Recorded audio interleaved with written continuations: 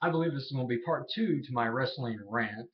And one of the things that I really want to cover in this rant is the pay per view problem of the WWE.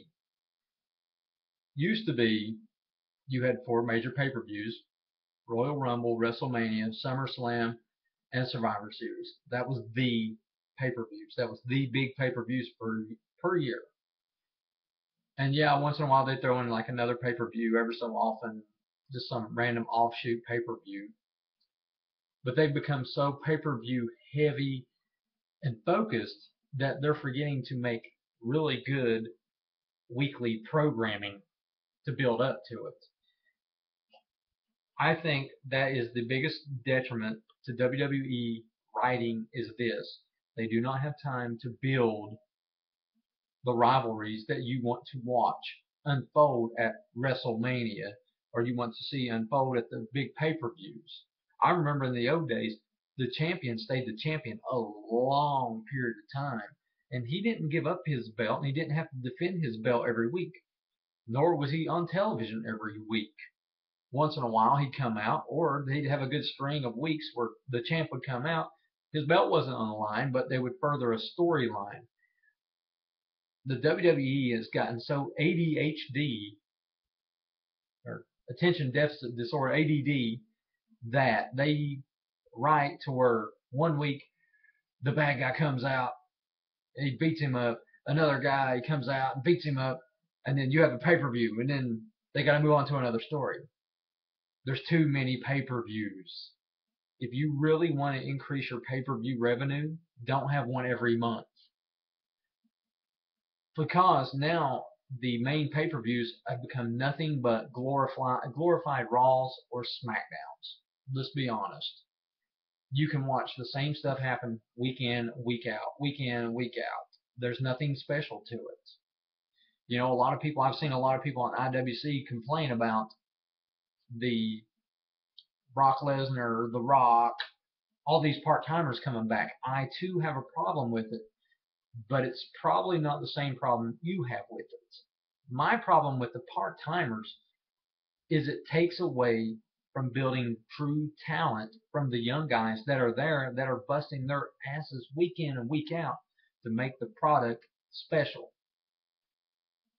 However, I do see the point of the part timers because the only way they're making their revenue on the pay per views is to have these part timers come in. That's a sad reflection of the current product that they have. It's like TNA. I truly think that TNA is a better product. They're not to WWE levels because honestly they're trying to capture a different audience than what WWE is. WWE is trying to capture the children. They're trying to capture the children and they throw in these old guys once in a while to keep the older fans involved into it, like Triple H and honestly Triple H and Brock Lesnar are two of them that drags in the Attitude Era fans. But let's be serious. The WWE is orienting themselves to the children, which is not a horrible concept by any means. It's like everybody wanting Cena to turn heel. He's not going to turn heel. It doesn't suit the company's best interests to turn him to a heel. Plus, if they don't have really defined faces and heels anymore as it used to be. Everybody kind of muddled in the middle. Couple of guys go off to the good side a little more, a couple goes to the bad side a little more, but really they're all muddled. But the pay-per-view situation is what I really want to cover. You need to go back to having the four big pay-per-views a year, no more, until you start seeing the revenue come back to those four. I think the reason that the writing is suffering is because there's no time to build up a rivalry within 3 months of each pay per view. It's always there's a pay per view every single month. Therefore, they have to write in such quick succession that your brain is fumbled on who's fighting who, what's the important feuds going on. There's no way they're not answering the questions that you want to know. Why is this guy fighting this guy? Why is it important that he's fighting this guy? And I care about the outcome of what's happening. Paul Heyman has it absolutely correct. If the WWE is out there and even have an inkling of brains, they need to fire 99.9% of their writers and pull Paul Heyman back in and say, we will give you what you want. You do managerially what you want to do to fix our problem. TNA would be wise to call up Paul Heyman and say, we are going to give you creative control over our product. You have the right to fire. You have a right to hire. You have a right to do what you want to make the story what it is. We want you to build us the TNA of the future. We want to see 10 years down the road. We want to see 5 years down the road where we're going to be. Give him the creative ability. Don't give him the checkbook, but give him the creative ability to turn your company into something amazing. Or find somebody within your organization with a clear vision of what TNA needs to be. WWE needs to cut back on the pay-per-views because it hurts the story writing possibilities. You come right off of WrestleMania. Well, the next month is Extreme Rules. Ooh. So basically, as soon as WrestleMania is over with, you have to rush in a whole bunch of other stories to try to build up to the next pay-per-view. And unfortunately, your pay-per-views have become nothing but glorified Raws and SmackDowns, which isn't helpful to the company, which isn't helpful to the fandom, which isn't helpful to the people that want to watch and enjoy your programming. A lot of your wrestlers aren't developing good stories or aren't in good stories because I don't know whether they're being glazed over for some. Most of it is advertisement for the WWE app for some reason. Look, people know you're there. You're not. It's like the WWE keeps trying to throw themselves out like they're brand new. Nobody's ever seen them before. You've been there for years. Everybody knows you are the company that people are watching. You need to scale back on your self-advertising. You need to scale back on the pay-per-views. You need to figure out what pay-per-views are needed to further your bank account and further the stories. And something else, if you're going to do pay-per-views, make something special about them. It's like Extreme Rules. What's the Extreme Rules? Oh, you can hit somebody with a chair. Whoa, that's fantastic. Make them something special. Hell in a Cell. Really nothing special about it. Elimination Chamber, however, is. That's a great pay-per-view. It's a unique setup.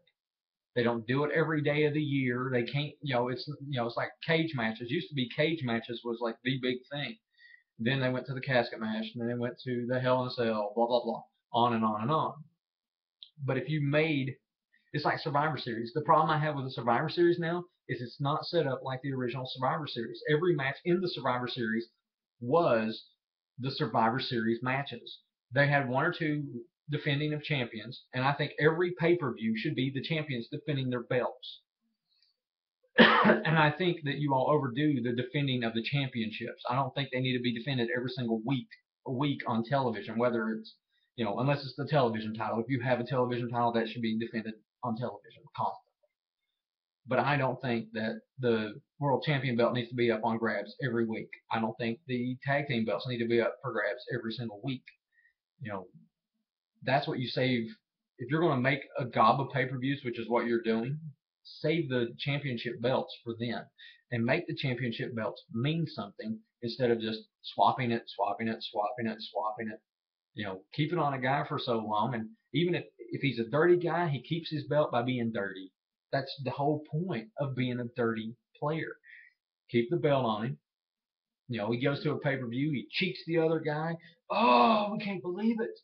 Then go through a succession of however long to the next pay-per-view, him cheating over that guy, and even do it at the next pay-per-view, so that the third pay-per-view comes along, the good guy or the other guy comes up. Oh, he wins the belt. It's fantastic. It's amazing. Whoa! But I think you all are writing. Either there needs to be a structure to your writing in as far as going from pay-per-view to pay-per-view. There needs to be a definite pattern of storyline that you're following. or there needs to be two distinct writing crews happening here. One just does the weekly shows and one does just pay-per-views, which is completely retarded because honestly, you need to have a consistent storyline for people to follow. I don't think you all know that. I don't think you understand that yet.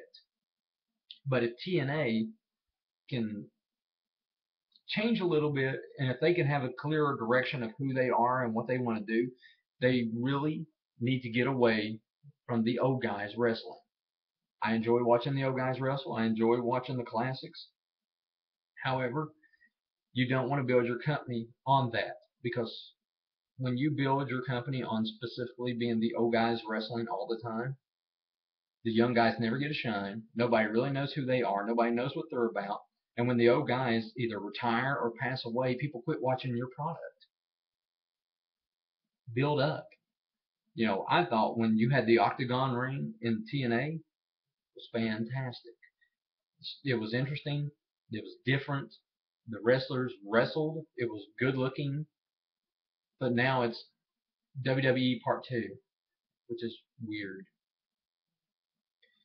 But the big thing, fix your pay-per-views. Don't have so many of them. And if you do have many of them, have a reason behind them. Not just, oh, we're just going to create the Great American Bash and we're going to have the Mid-March Madness wrestling event.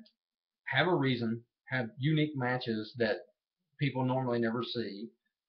Give people a reason to spend their money to watch your pay-per-views.